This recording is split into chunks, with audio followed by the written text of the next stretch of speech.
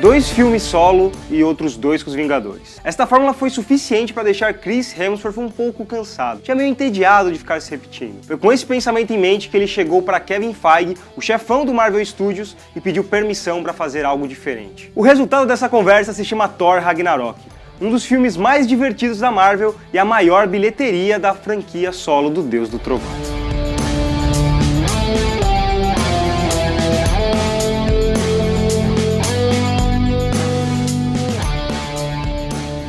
Stop Ragnarok. Why fight it? Because that's what heroes do.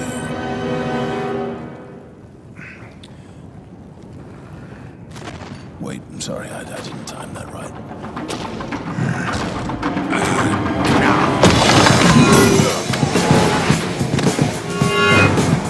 You have made a grave mistake, Odin's son. I make grave mistakes all the time. Everything seems to work out.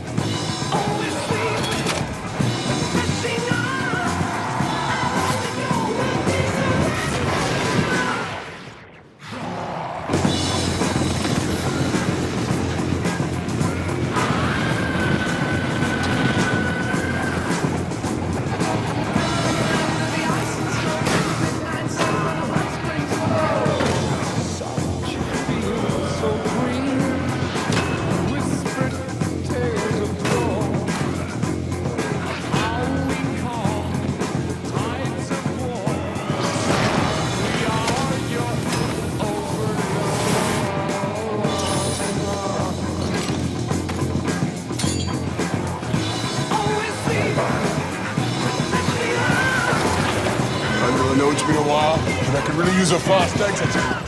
I think the objective, even years before we'd written the script, was to change this film up in some way. I think it all started to feel a little bit familiar and predictable, and I called Kevin Feige and said, we got to do something different here. He agreed and, was incredibly receptive, and then we had Taika come on board who had the same attitude. It was about changing the aesthetic look, the hair, the hammer, the costume, everything, the world that we, were a part of, the universe, the music, everything. So it felt like kind of a clean slate, starting again and playing a new character. A proposta da Marvel logo de cara surpreendeu o público. Thor, que já havia sido muito mais engraçado que o normal em Um Mundo Sombrio, ia ser de vez um personagem cômico no seu terceiro filme. Mas isso não estava muito claro no início, já que o Ragnarok do título remete a uma das histórias mais importantes e sérias do personagem. Este arco foi escrito em 2004 e mostrava algo como o fim dos deuses nórdicos, como a própria mitologia de Odin, Loki e companhia descreve. Mas o negócio é que a comédia em si não era simplesmente o que a Marvel queria. Depois de conversar com diretores como Ruben Fletcher de Zumbilândia, Rob Letterman de animações como Monstro vs Alienígenas e o Espanta-Tubarões, e Rawson Marshall Tuber de Com a Bola Toda e a Família do Bagulho, o estúdio acabou escolhendo Taika Waititi, um neozelandês conhecido pelo seu humor estranho, como um documentário sobre vampiros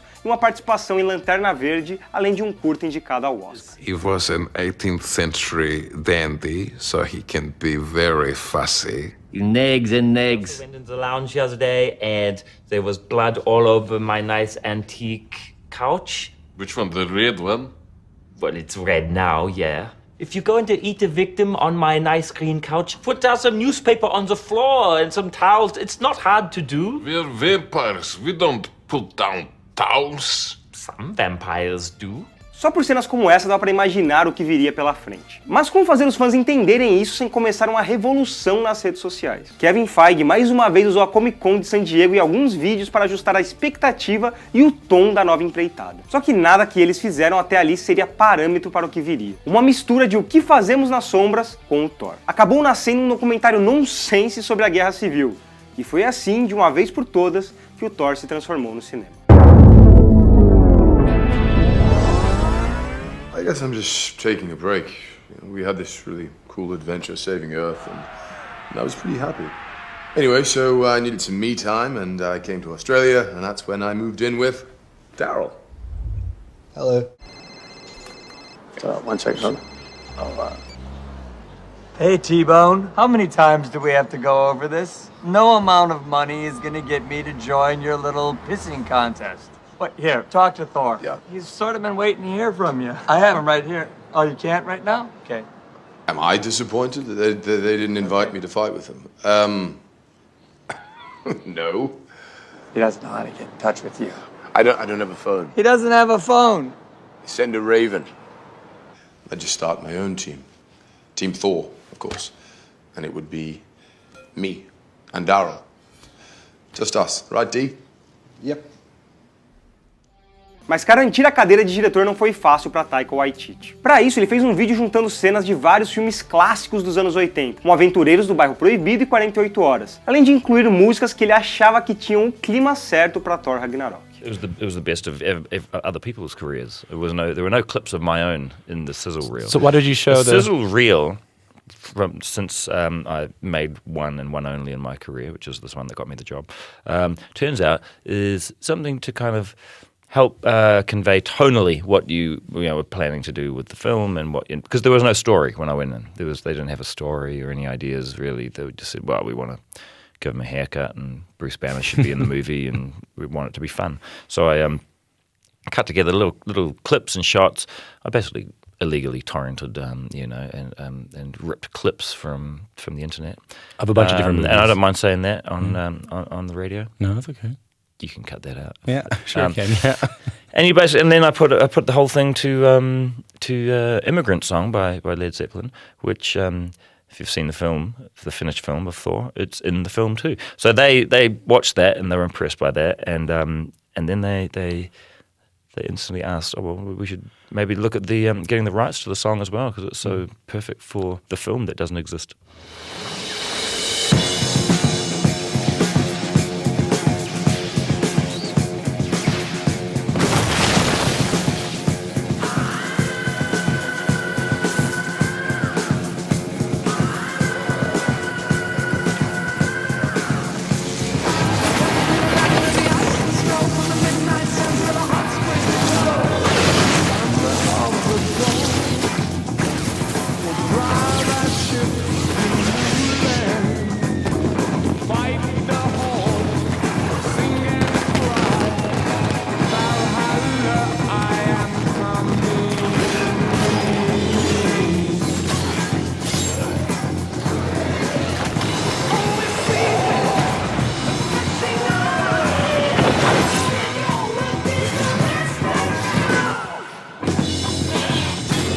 O resultado lhe garantiu a direção do terceiro filme do herói, e o roteiro começou a ser escrito em dezembro de 2015, ficando realmente bem diferente de tudo que havia sido feito até aquele momento. O resultado ficou tão bom que o roteiro foi capaz de trazer de volta Anthony Hopkins, que já havia falado que não tinha mais interesse em viver Odin. Father,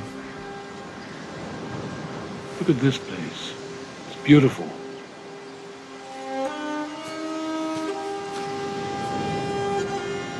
Father, it's us.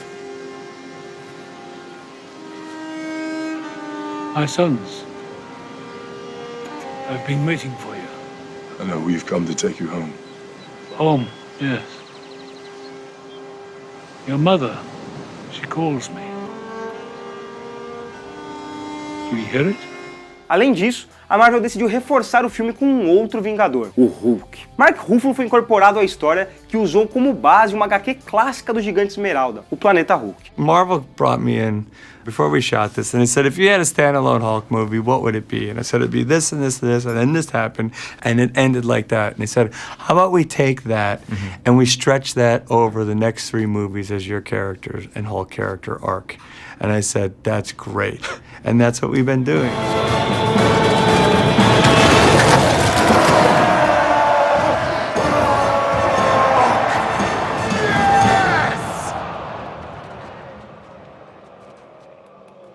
I have to get off this planet.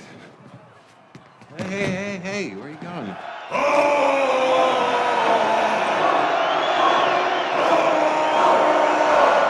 o Hulk agora falaria como uma criança de 3 anos e se recusaria a dar espaço para o Dr. Bruce Banner. Afinal, como gladiador, ele é idolatrado pelas massas. Essa foi a primeira vez que o Hulk não foi dublado por Lou Ferrigno, que interpretou o monstro na série clássica dos anos 70. Dessa vez, foi o próprio Ruffalo que emprestou sua voz ao personagem. Aliás, não foi só a voz que ele fez não, mas também as ações do herói, que foram capturadas por sensores de movimento. It's all geared towards motion capture. And so they end up putting a mask on my face that has a lot of little holes drilled in it, and they put black dots in specific places all over my face so that the camera that's attached to my head while I'm playing the Hulk can capture all my facial motions and gestures. And they use the dots to track how the subtle movements, and then they use that to animate it. So my makeup process really is about going to the what they call the volume, where they record me doing a bunch of different motions, and they put that into the computer, and then that becomes the template for all the movements that I make as the character on set. Before the technology was really good, I would do everything by myself. Now, in this movie, I got to act with Chris in these scenes as the Hulk. And that makes a world of difference, you know. We can improvise whole scenes together now, and they could capture all that. And what you see is what we shot.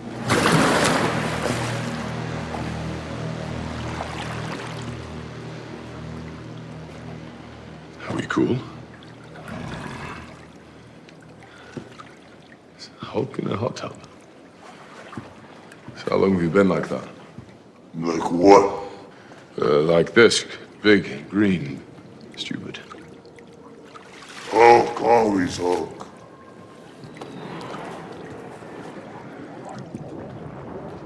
How'd you get here? Winning. You mean cheating, huh? Were they wearing one of these when you won? How'd you arrive here? Quinjet. Yes. Now, where is the Quinjet now? Oh, that's naked. It's very naked.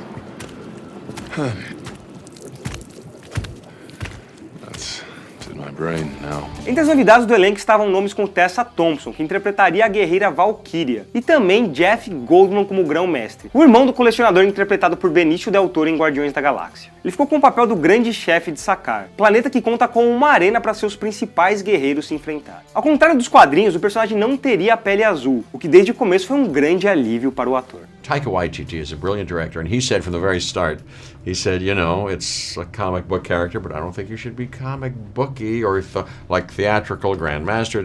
I think we'll improvise a lot, he said. We'll make it up.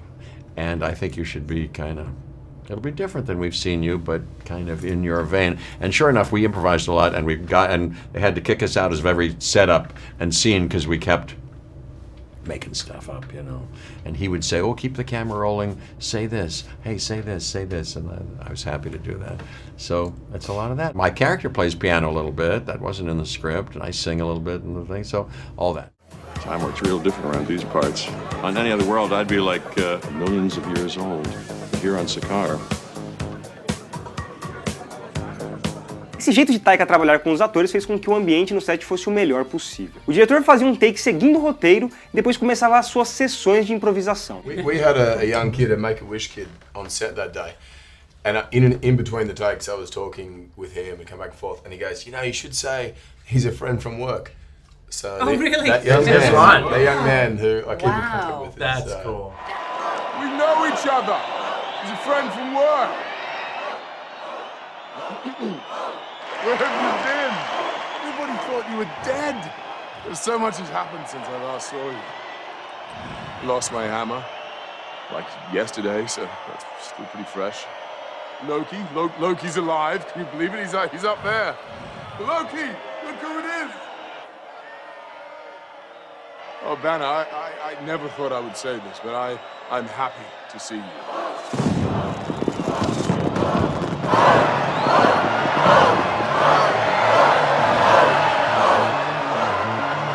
Banner. Hey, Banner. No Banner, only Hulk. What are you doing? It's me. Com Com isso, cerca de 60% a 70% do filme foi puramente improviso dos atores e até mesmo o próprio Taika entrou nessa brincadeira, uma vez que ele se deu o papel de Korg, um personagem já conhecido pelos fãs da Marvel, principalmente pelas suas participações nas HQs Planeta Hulk e Guerra Mundial Hulk. Com isso, ele entrou para a lista de diretores da Marvel com um papel importante para a trama do seu próprio filme. Ele agora está junto com Jon Favreau, o Happy Hogan dos 2 primeiros Homens de Ferro. There were other roles left. That was the main reason. I like playing characters that don't do anything. They just talk or they comment on stuff that's going on. And I feel like in this movie, that character's sort of perfect because there's so many crazy things going on. And he's a good character to check in on. He's almost like the voice of the audience, just check in on him.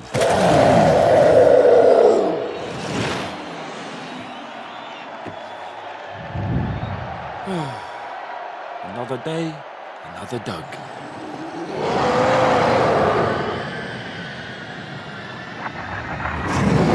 Taika's humor, it's so particular and unique and quirky. All of these tiny little things hanging washing on electrical cables. That's exactly what we do on Earth. I'm into the story. A day on the set working with Taika involves hijinks, dancing. Daddy's just a big kid. Oh, Jesus, girl. Oh, yeah, after you. I'm just trying to get through. Oh, there's a baby. It's been like that the whole time, kind of just cracking up on set. It's definitely the most light-hearted, fun set I've been on. Oh, Scrapper 142. The 142th Scrapper.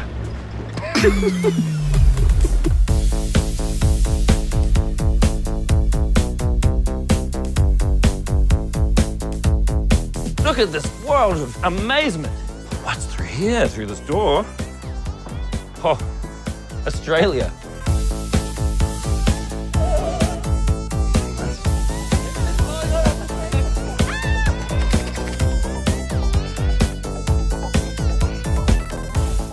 That is how you make movies. Para rivalizar com Thor no filme, foi contratada Cate Blanchett, que interpretaria a primeira vilã do universo Marvel. Ganhadora de 2 prêmios do Oscar, a atriz disse que um dos motivos que a levou a aceitar o papel foi a pressão do seu filho mais velho, fanático pelos filmes da Marvel e que garantiu que o papel seria um up em sua carreira. O estilo foi totalmente inspirado no elogiado trabalho do roteirista Jason Aaron nos quadrinhos, e a atriz trabalhou diretamente com a dublê Zoe Bell e estudou capoeira para dar mais realidade ao seu papel. To have this villainess be introduced in such a strong way is really exciting.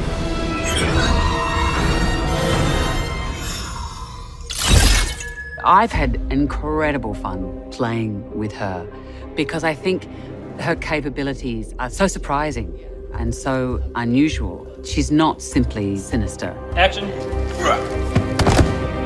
As somebody who's played the villain in these films, I understand the responsibilities. She has a huge presence, which she can express physically or verbally. Am I throwing you? She just has this off-kilter movement to her character. I was completely blindsided by it. Some of the happiest times have been beating people up. So it's been good.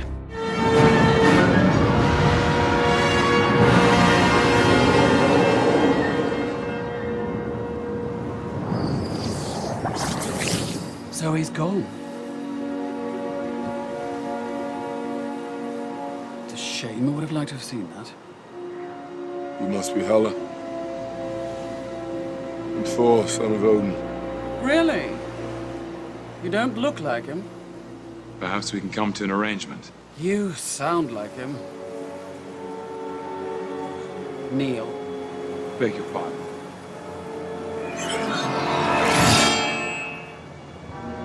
Neil. Before you're queen. I don't think so.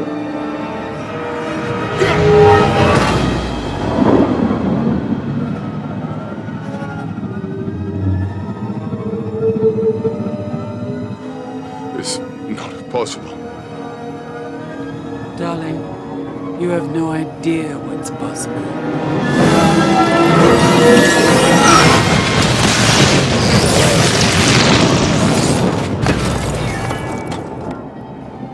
A Ajudou também o fato de muitas pessoas do elenco estarem perto de casa. O filme foi quase todo rodado na Austrália, a pedido do próprio Chris Hemsworth, que queria estar mais próximo da família depois de passar 10 anos vivendo nos Estados Unidos. Além dele, Cate Blanchett também é australiana, Taika e Carl Urban são neozelandeses e, é claro, centenas de trabalhadores locais que ajudaram a fazer o filme. Com raízes maori, Taika também trabalhou nos bastidores para que descendentes de aborígenes australianos e kiwis fossem contratados para ajudar na produção. I felt like I kind of had done my time. You know, I'd done 5 films with Marvel at that point, and I called up Kevin Feige, and I'd heard that Robert Downey had sort of pushed the film to locations that he wanted to be a part of. And I said, oh, maybe that's my opportunity. And I said, you know, we've got this little country, Australia, which has got this, you know, this great crew and cast available, and maybe we could shoot there. And they were receptive, and we ended up shooting there, and it was the... How far were you from where you live?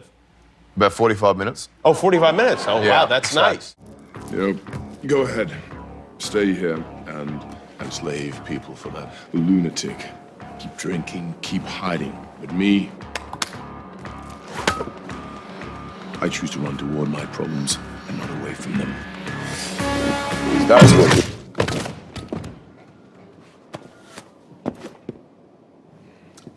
Because that's what heroes do.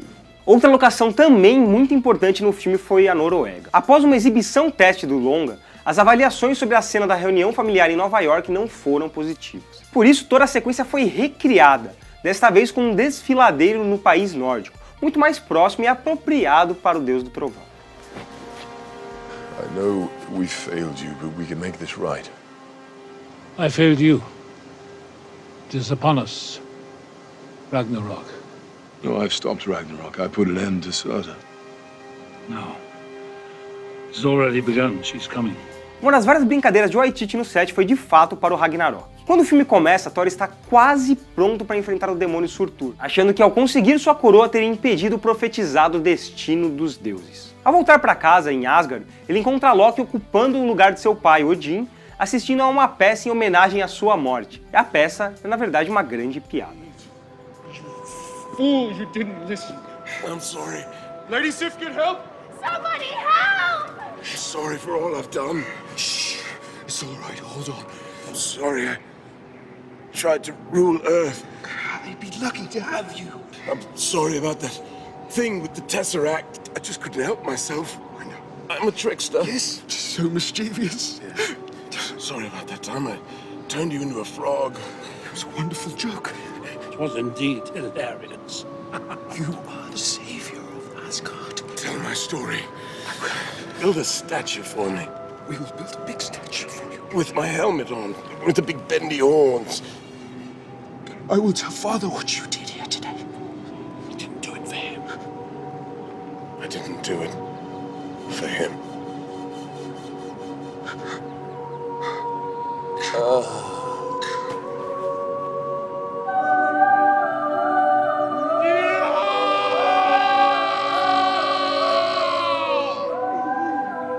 And so Loki died of his wounds, giving his life for ours.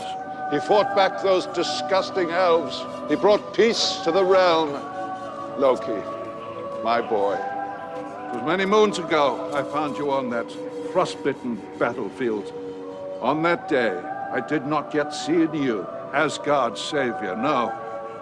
You were merely a little blue baby icicle that melted this old fool's heart.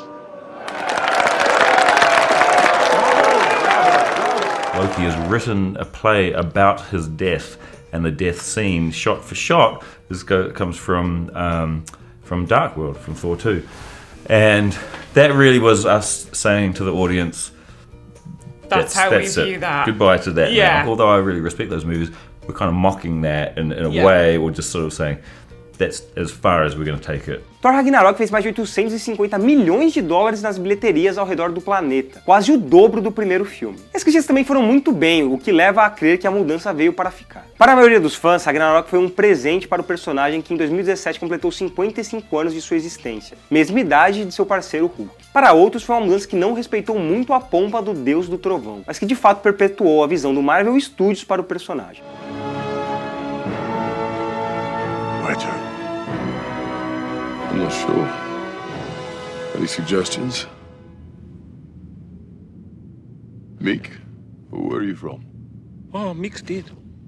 Oh. Yeah, and I accidentally stomped on him on the bridge. I've just felt so guilty. I've been carrying him around all day. Oh, Mick, you're alive! He's alive, guys. What was your question again, bro? Earth it is. E no próximo capítulo vamos voar até Wakanda e falar sobre a ascensão do rei T'Challa ao posto de rei do país africano e sua ideia de compartilhar com o mundo uma tecnologia que ninguém conhecia até então. Algo que vai mudar o universo cinematográfico da Marvel para sempre. Não perca Pantera Negra.